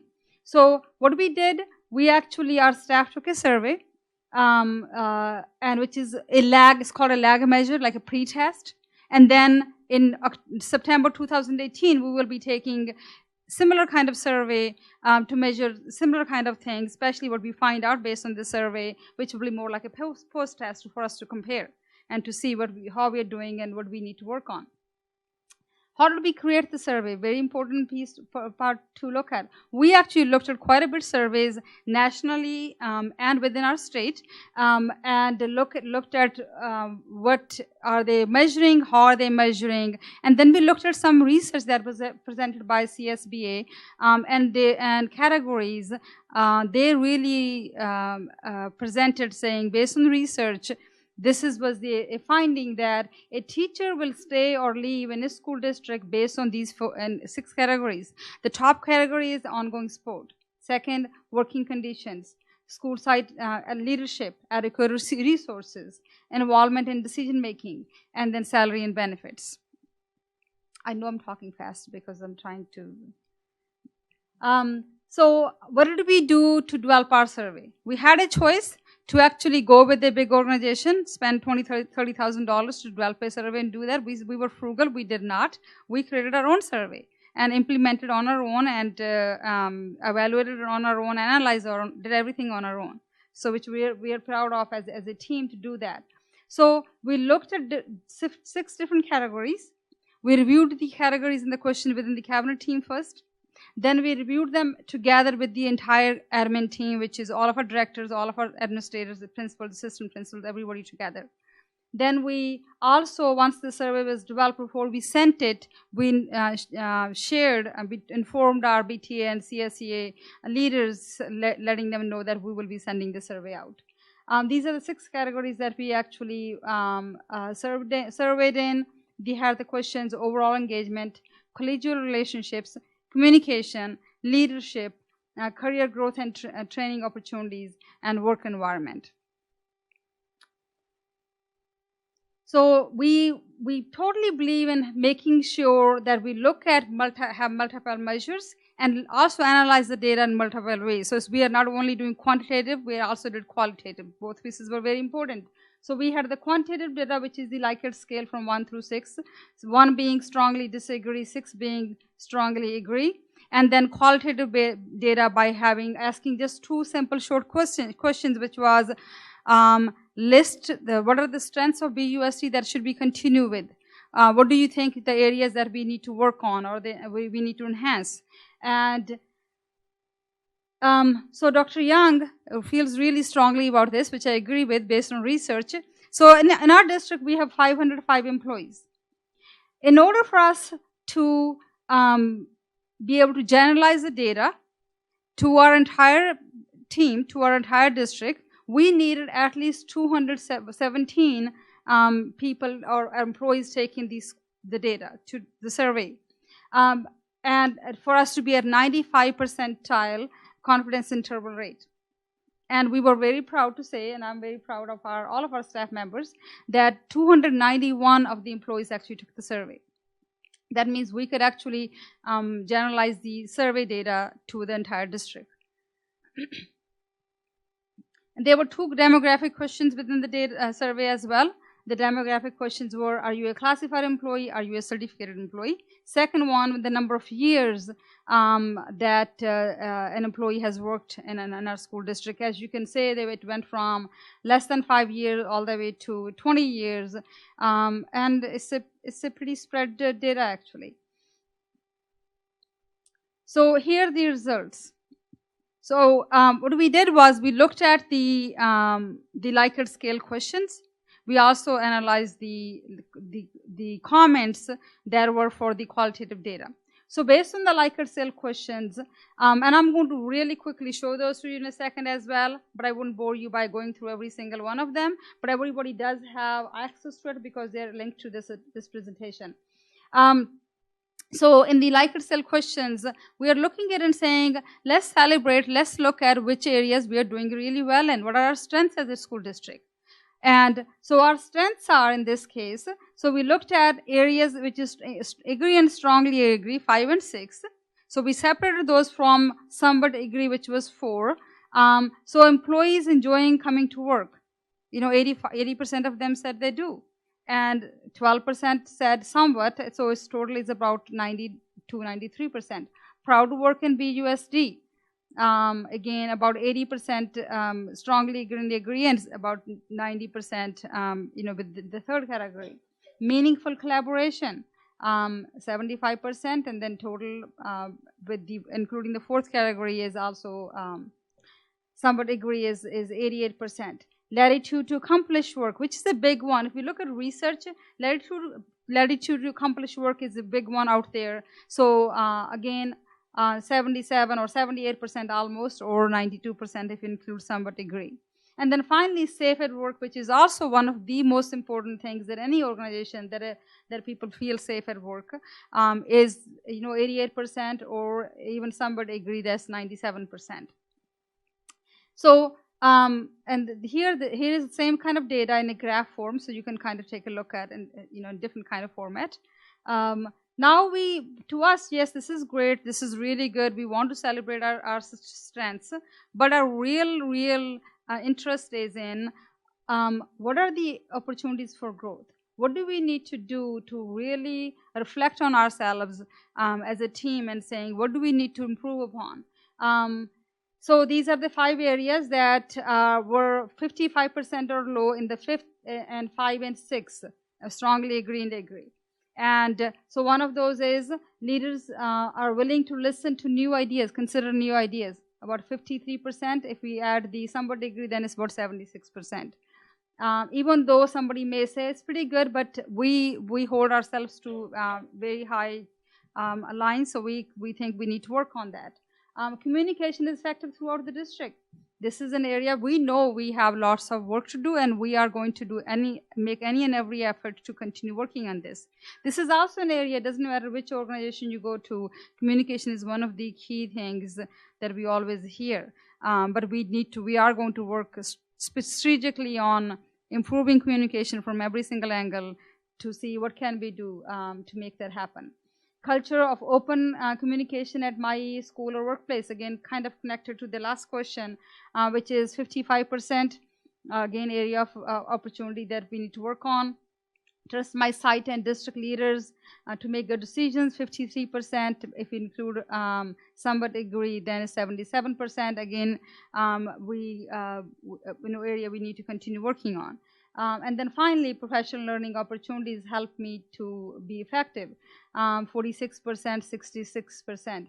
The comments actually from the qualitative end did help with these quite a bit, which I'm going to share in a second. So this is in a graphic form for you to take a look at, just different format, same data, right there. Here, I'm not going to go you by going to every single question, but this real quickly just want to show to you everybody has available. This is the actual raw data for every single question that are team members. So again, look at and so all the other questions that I didn't mention, all the other areas of business kind of fell between 75%. So we really highlighted anything below 55 and above 75. And for the two categories that I was saying.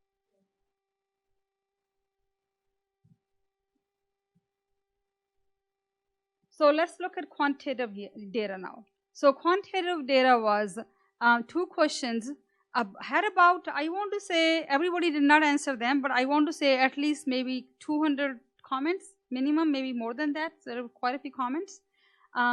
So after reading the comments, we actually read them, bunch of us, and we said, let's kind of come up with some themes and some categories that we can actually put them out with. So what we did was, we had a walking gallery at the high school yesterday where we had all of our administrators, directors, principals, assistant principals,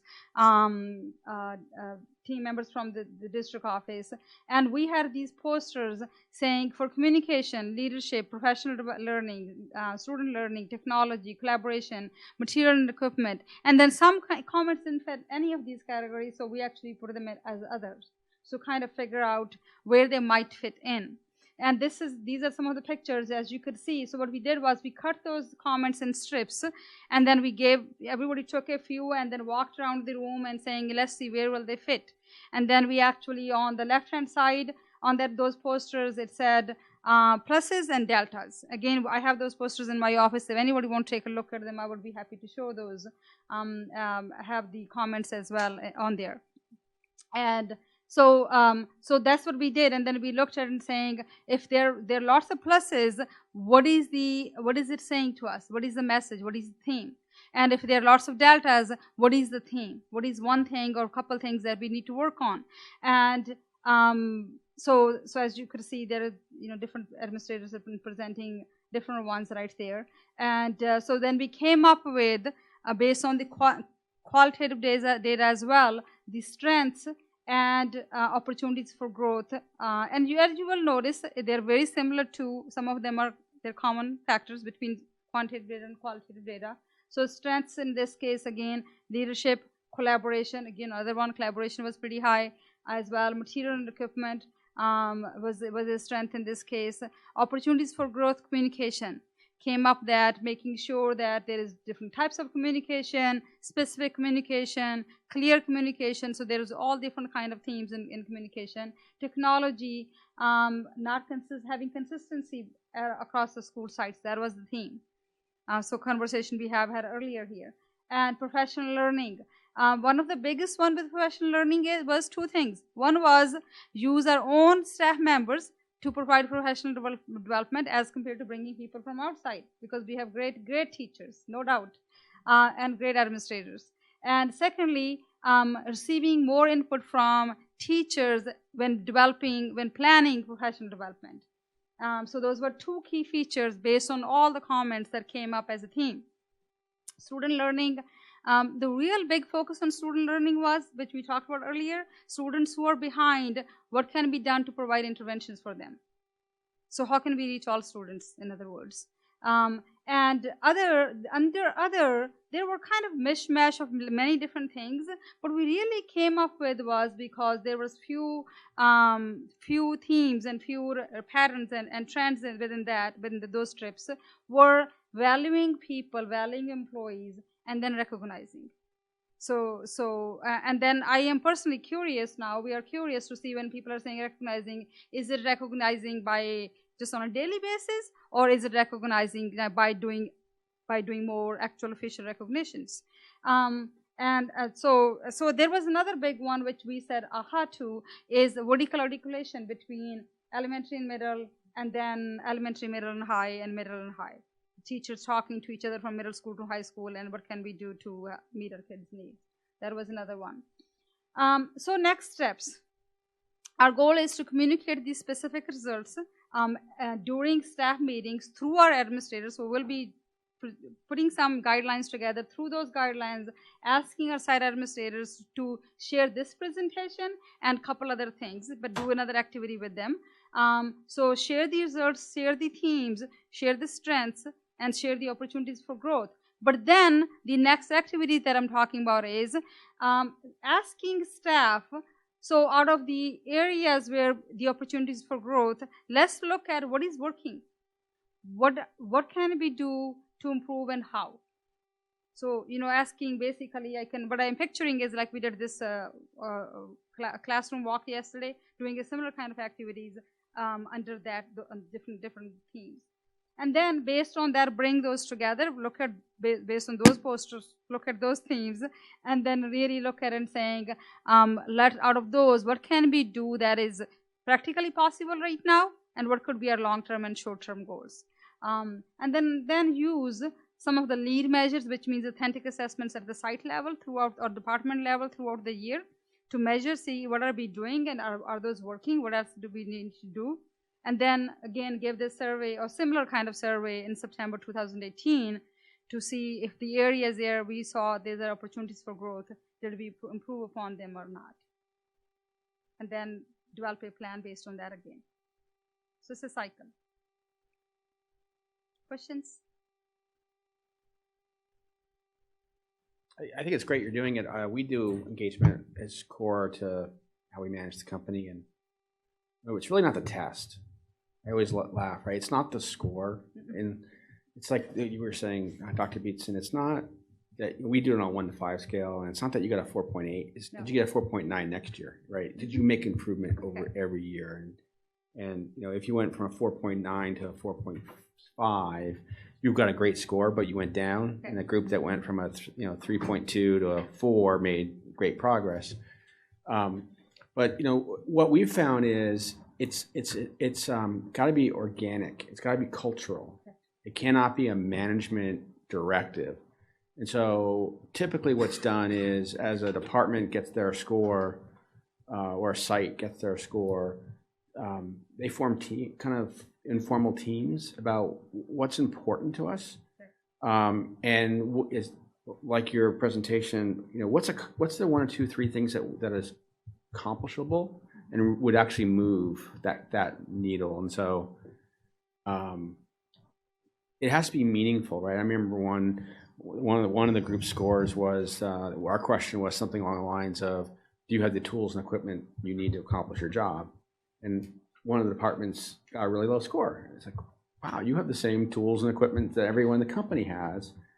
And the issue was, and you only got it when you start talking to people on the floor, was the darn copiers in the room kept jamming and no one would fix it, right? And so once you knew that and took that issue away, the scores went way up, right? But you didn't, you just had, you have to ask at that level and say, what is it that's bothering you about this score that drove that result? To understand, it's just the darn copier, right? Or it's the coffee in the break room, or it's usually the things you wouldn't, it's not right? But it's you have to let them do it. You can't give it to them. Any other questions or comments? Thank you. Yes, we actually, thank you. We actually did have the copy issue. I remember that. But we took care of it, right?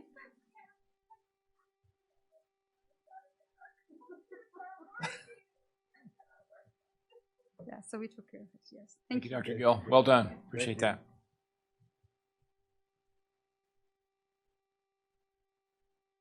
Okay, 15.1, consideration and approval of the intent to employ with a provisional internship permit. I believe that's you, Dr. Gill. Okay, I'm leaving. So, we need your vote, though. Oh, okay. So,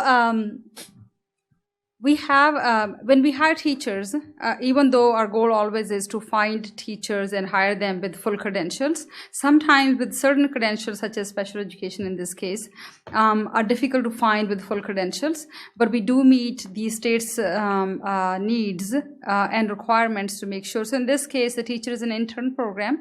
The reason it's supposed to be PIP credential because she's still working on her test. So it's just a part of the process. Very typical process. Luckily, we don't have too many teachers with PIP intern credentials. Some districts have a lot, but it's just a regular process. And she'll take her test, finish her, but this is for 1 year only. You only get PIP credential 1 year, once in life. That's it. Any questions? Do we have a motion? I'm sorry, who is she replacing? Special education at Liberty School. So I think the teacher went to Robert Semple. So yeah. Make a motion to approve. I'll second that. All in favor, say aye. Aye. Any opposed? Okay, passes. Consideration and approval of the new job description for Director of Maintenance, Operations, and Facilities. Dr. Gill. One of the things I actually observed as well, but I have heard from other staff members as well, that a typical school district this size, usually when you run this big of a department, if the director for operation, MOT or MOF is usually a director. It was kind of surprising to see that our district of this size only had a supervisor position, especially when you're managing other supervisors and dealing with all those budget, all the specific things, especially at the level of work our maintenance department does, which we all know and we all admire their work. I also want to make a point of at the comment earlier, and I had spoken with both BTA president and CSA president regarding this as well. The funding for whatever the difference will be is coming from the maintenance department. It is not it is not from the general fund, LCFF funds. And if I remember correctly, the person in that position used to be a director, yes. But since we didn't have qualified people in those positions, that we moved the title and the position down to a supervisor. Sure. And so money's an issue, and but also we've got to have the right people running the district. And so maybe it's a question for Dr. Young, but with the site we have now, we've got all these new fancy things, the high school and things. I mean, would we be able to attract and retain the right people to serve in that role without bumping it up to a director? No.